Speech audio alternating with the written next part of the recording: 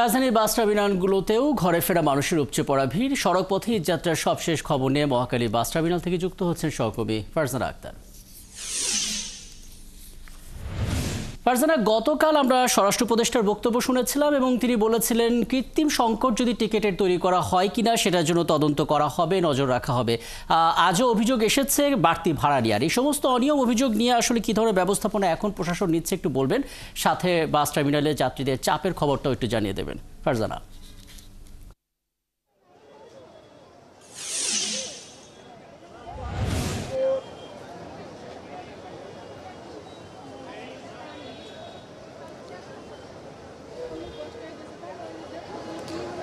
রাকিব যেমনটি বলছিলেন যে কৃত্রিম সংকটের কথা, সেটি আমি মহাখালী এসে শুরুতেই এই অভিযোগটি পেয়েছি। সেটি হচ্ছে যে সিন্ডিকেট বা কালোবাজারের অভিযোগ।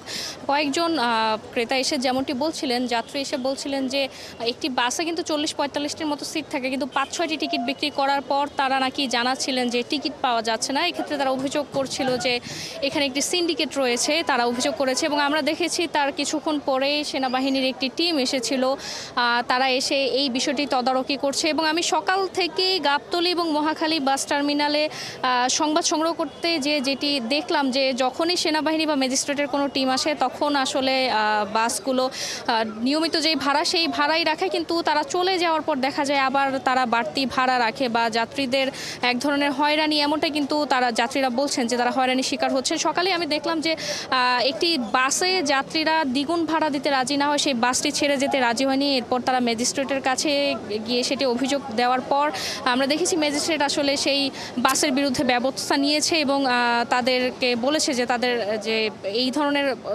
এই ধরনের কাজ যাতে আর না করে, এবং সেই বাস কিন্তু আর তারা সেই গন্তব্যে যেতে পারেনি। এবং আপনি দেখতেই পাচ্ছেন যে এখানে একটি লম্বা লাইন, এই লাইনটি হচ্ছে তারা টিকিটের জন্য অপেক্ষা করছে। এবং আমরা যেমনটি দেখতে পাচ্ছি যে শুধু সকাল থেকেই না, আমরা দেখেছি গতকাল রাত থেকেও কিন্তু যাত্রীরা এসে এখানে অপেক্ষা করছেন।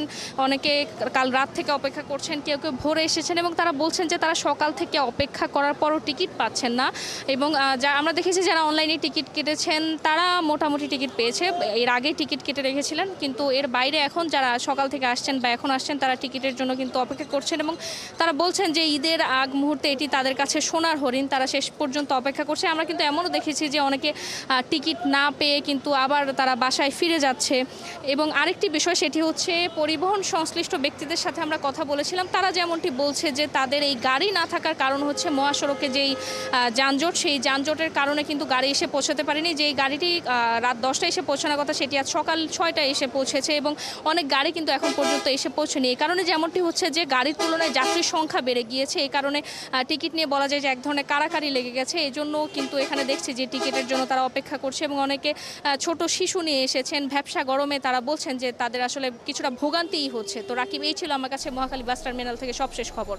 অনেক ধন্যবাদ ফারজানা। নিশ্চয়ই পরবর্তীতে আবারও আপনার সঙ্গে কথা হবে নতুন কোনো টার্মিনাল নিয়ে, এবং আপডেট তো আমরা দর্শকদেরকে জানিয়ে দিতে পারবো আপনার মাধ্যমে। সহকর্মী ফারজানা আক্তার আমাদের সঙ্গে যুক্ত হয়েছিলেন মহাখালী বাস টার্মিনাল থেকে।